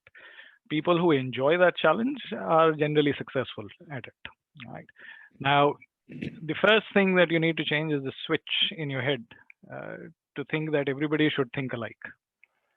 The moment I switch it over to say, I welcome divergent thoughts and opinions and views, and that is a principle by which I will operate in my team, then you've already broken down all the barriers. So if I, as a person, am looking forward to diverse opinions, where is the chance of conflict? There is no chance of conflict because I'm welcoming it, right? And that's where diversity and inclusiveness go hand in hand. So you include ideas, views, opinions from everyone. You're giving an opportunity for people to talk. You're making sure that you're listening, you're registering what they are thinking, and you evaluate properly if those thoughts and those opinions are going to lead you to your goal. Right. In Toastmasters especially, it is easy because there is a goal that everybody knows of. The club is trying to achieve DCP points, 10 out of 10. Every club officer has a manual, and the manual clearly dictates what the goals of that officer are for the year and what the plan should be, and it also gives you dates. Right. So how you approach it is left up to the individual, and that's where I'm open as a leader. I let people be innovative, be creative, do what they need to do to get the job done ethically, correctly, pursuing excellence, achieve the goal. So our conversations, the alignment needs to be towards the goal. So at the start of the year, if I'm a club president or an area director or a division or a district director, for example, I have a set of goals that I must communicate, and I must agree that these are the goals that everybody is trying to achieve. You know, freedom of a country is a goal for everyone. Anyone who's divergent from that is not going to be part of the organization. Simple as that. How you run the country, people had divergent views, unfortunately. You know, India's history is very clear on how that finally panned out. But the fact is, the one goal to achieve freedom was everybody aligned towards it, yes, even though their approaches were very different. There were factions, as you all know, who believed in extremism. There were factions who believed in nonviolence, but the goal was the same. So at least the alignment of goal was there. Now, we are not doing that. We are not getting into freedom fights and stuff like that. But at an organization, in a team, the first job is to agree goals. And if we all align the goals, then the subsequent conversations, as Colonel Murad said, are about how do we achieve it? The process, what's breaking down, what do you require to achieve it? And I, as a leader, am expected to support and provide that support to clear the way for people to achieve their goals. So I start with the mindset that I'm happy for people to have different opinions. I want to listen to different opinions. You make that switch, half your problems are over. You go in with a mindset that my way is the right way and everybody else is wrong, then the entire year you're going to be in confrontation and conflict. So you choose which way do you want to go. If you want to be successful, be open. And being open is the skill that is required today. Thank you very much, DTM Ganesh. I appreciate it thoroughly. In fact, my next question is to DTM DTM Abraham. In fact, DTM Abraham, you spoke about this thing saying that do not mentor to have that person become you.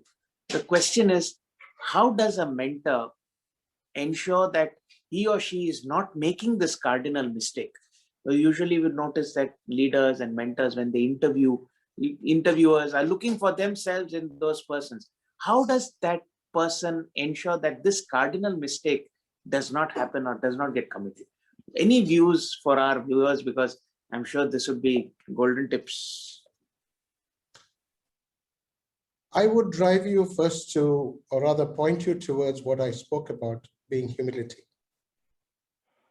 The first thing to recognize, why did I say I don't want you to mentor them to become you? If you accept and agree that you are not the best, and that you yourself have a lot of room to improve, to get better, that already emphasizes the fact that you don't want somebody to, you're not the benchmark. You should never become the benchmark.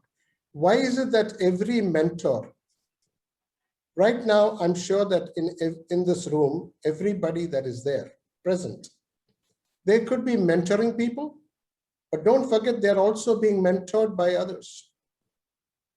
I say this with the full understanding and knowledge that even people like DTM Mohammad Murad that we look forward to, we'd love to be mentored by him. But if you ask him personally whether he has a mentor, although I can't say this with my hand on my heart, it is my belief that there would be somebody that he would name as a mentor. So that is the first thing, knowing that you are not the benchmark, number one. Number two, knowing that you cannot recreate yourself in somebody else. You can imbibe certain qualities in them, you can bring them, you can guide them, and you can show them the way. When you show them the way and you become the ladder in their life, allow them to walk up that ladder. What is important now is not the members, but knowing that the two sides of the ladder are being held by you.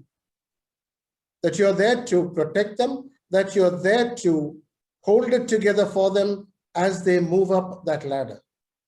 But tell me something, just because they moved up the ladder, will I, walking up that ladder, become DTM Hariharan Iyer? I won't. I will only become a better version of Abraham Thomas. No more, no less. So what we should do is to try and bring, that's where as a mentor-mentee relationship, you need to understand their strengths, you need to understand their limitations, you need to understand how they are coming through. To a very, to what is so very important is that sometimes even when you are working with them on their scripting, you have to be mindful that, some words don't come naturally to some speakers. So you have to rephrase that word to help it become easier for them to bring it out as they speak, right? And then you understand their strengths, weaknesses, and then you give them everything to increase their strengths and decrease their weaknesses. That's what you need to do. to become a better version of themselves. Thank you very much, DTM Abraham Thomas. In fact, one last closing comments from each one of you. DTM Murad, if I could start with one sentence or one line that you want to leave our audience with, that they can take back as one learning that you want to give them.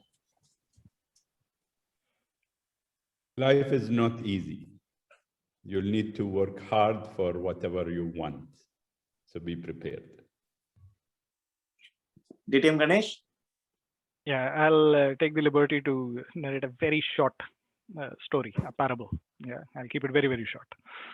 So in the grand old days, there used to be a monk who used to go around, from village to village, collecting some funds, mainly to start a monastery for the villages that he was going about. And it took him 5-10 years to collect enough money to build a monastery. And unfortunately, just when he was ready with the funds, there was a major flooding in the area, and most of the villages got wiped out. So he dropped the idea of building a monastery and gave the money back to the society to build their little huts and stuff like that. Then he started the process again. It took him another 5-7 years to collect enough money to build a monastery. And unfortunately, again, there was a natural calamity, and he had to give up all that money and for the villages. So then he, once they all came up again, he started that process again of collecting funds. But this time it took him a long, long time because he went far and distant to get enough funds. And so after about 15 years, when he returned to his village, he saw that there already was a monastery. And the villagers had built that monastery for the monk. So it just goes to say that, if you put the community that you serve and you live for everybody else will live for you. So the moment you start focusing on giving, you don't have to think about receiving. You will definitely receive the grace of God. You will receive the grace of people that you are leading. So lead with a service attitude. Make sure that you're giving always. And that's my message. Thank you. Fantastic message, DTM Ganesh and DTM Murad. DTM Abraham Thomas, what do you think our listeners should take back as a message? I'll try and keep this very simple. To all of you who were here this morning, I'd like to thank you. We believe that you came because you had an appetite.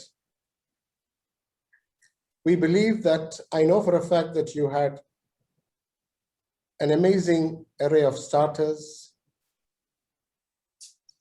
a very fulfilling and filling main course. And maybe I served you some desserts that you probably enjoyed, you probably liked. Now I just take this back to our normal eating habit and what happens with this. What we eat,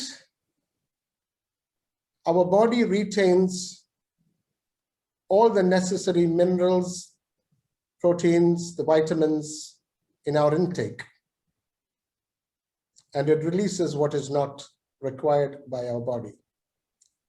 Everything that you heard today may not appeal to you, may not be something that you think is workable for you. But what I'm going to give you today is, in the 3 sessions that you had today from DTM Ganesh, DTM Mohammad Murad, and myself, there were some bits of learning.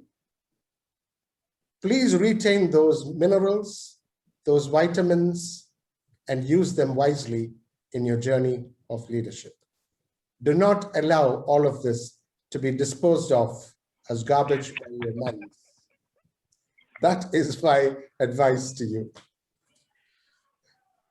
Thank you so much, DTM Abraham. Thoroughly appreciate that. In fact, as rightly put, it's going to be hard. Let's be prepared. Let's use this knowledge. Let's make ourselves better so that we can give and not expect to receive, because ultimately we will receive. Thank you very much for those beautiful messages.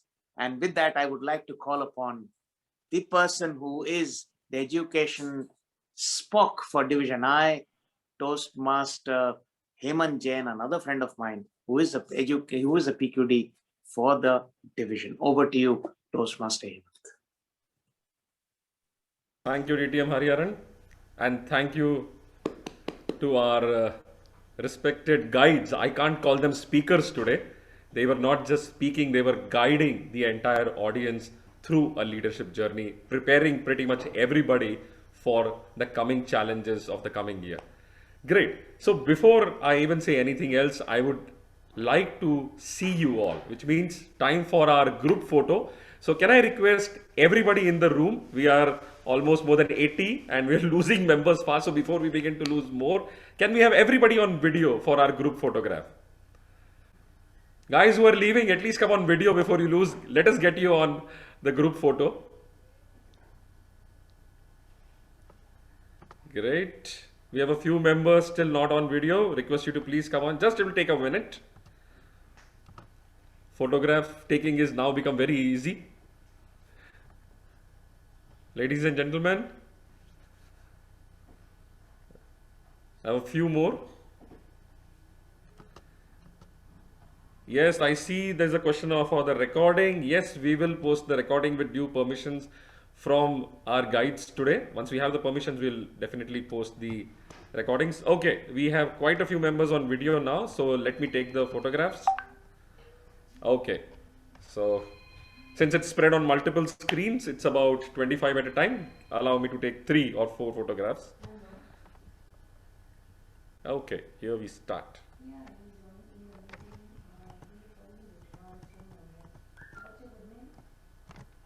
Here goes the first one. I go to the second screen.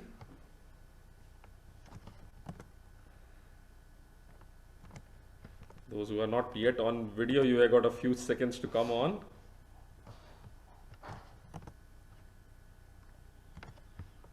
Or I'll just end up capturing only your names without your faces. Some of you don't even have the profile picture. Okay, great. Thank you very much. Now I just need to say my thank yous. So here I go. To begin with, of course, a very big thank you to our guides today. DTM Mohammad Murad, past international president, current parliamentarian for District 105 and a guide for us forever. Thank you very much for your words of advice and guidance. DTM Abraham Thomas, we started the year with our COT and we had the DTM talk, titles, what is it, DTM? Don't titles matter? Yes, do titles matter, sorry. So we began the year with your keynote and it's great to have you as one of our speakers today. Thank you very much. Ganesh Raman, we had you doing our debate contest for the education session and the debate evaluation. Thank you very much for that, and thank you again today for sharing your insights on leadership. DTM Hariharan, our past division director and a master facilitator, thank you for bringing out the best in this session today through the Q&A and facilitating the entire session. Thank you very much to you too.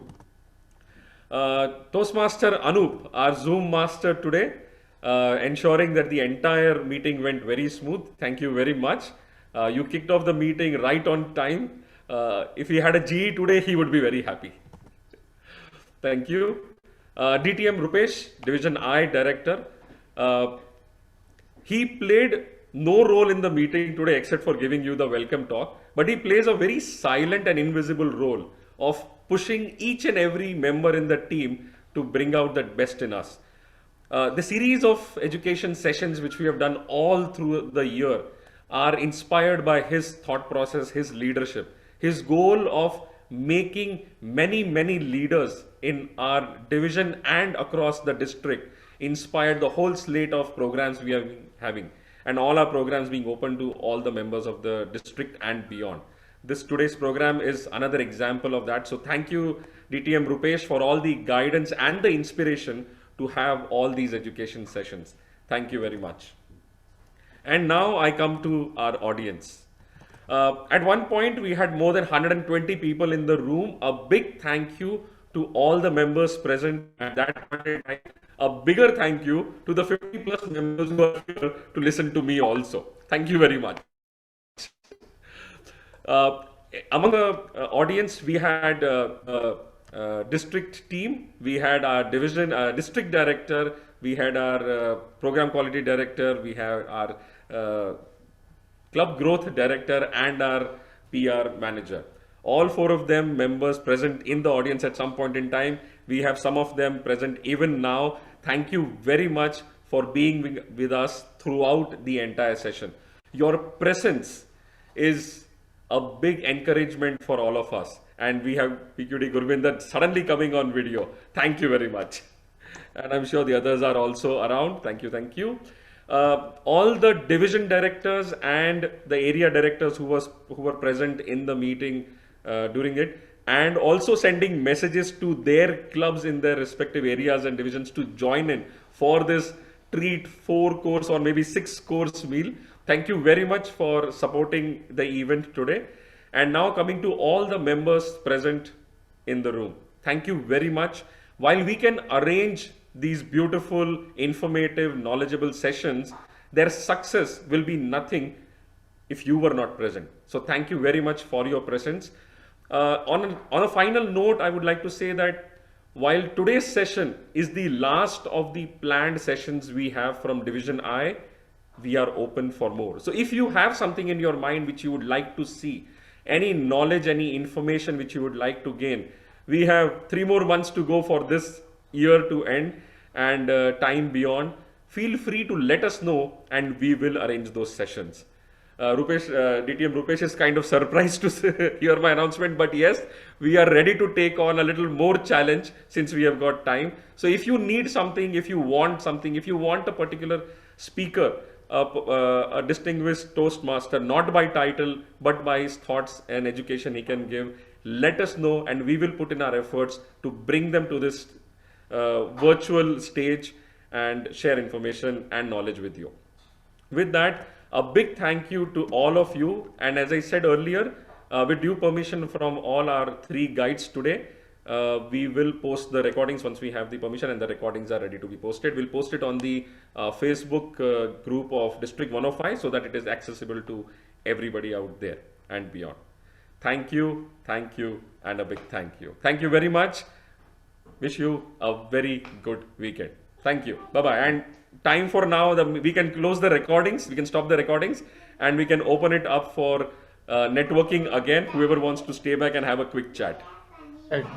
Can we request our respected District Program Quality Director, DTM Gurvinder Singh Kun, to say a few words? Anup, can you please unmute DTM Gurvinder Singh? Yeah, so thank you very much for keeping me muted today. At least some days I can also sit back and listen to the wisdom and the immense thoughts. Very interesting session. Thank you, DTM Murad, DTM Ibrahim, and DTM Ganesh, and Hari putting it together.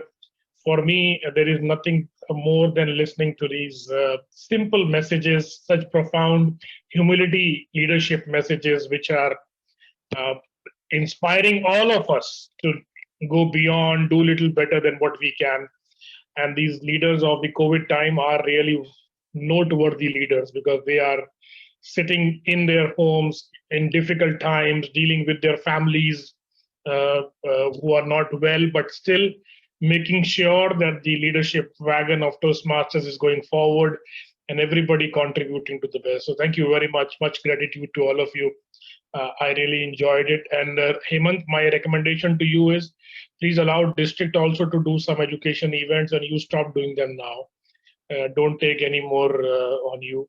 I am feeling very left out because I had nothing to do in the last few months. So thank you very much. Back to you. Thank you so much, sir. Thank you. We have our Division D director, past Division D director, DTM Rajendra also amongst us. DTM Rajendra Verma, if you can share your thoughts on today's event. Toastmaster Anup, could you please unmute DTM Rajendra Verma? Yeah. Thank you. Thank you. Thank you very much, all of you. My God, what a session it was. I think people who missed it, I think they really missed treasures. I can tell you that. All the three very well experienced. I know two of them even personally very well. And I think it was a treat to listen to you.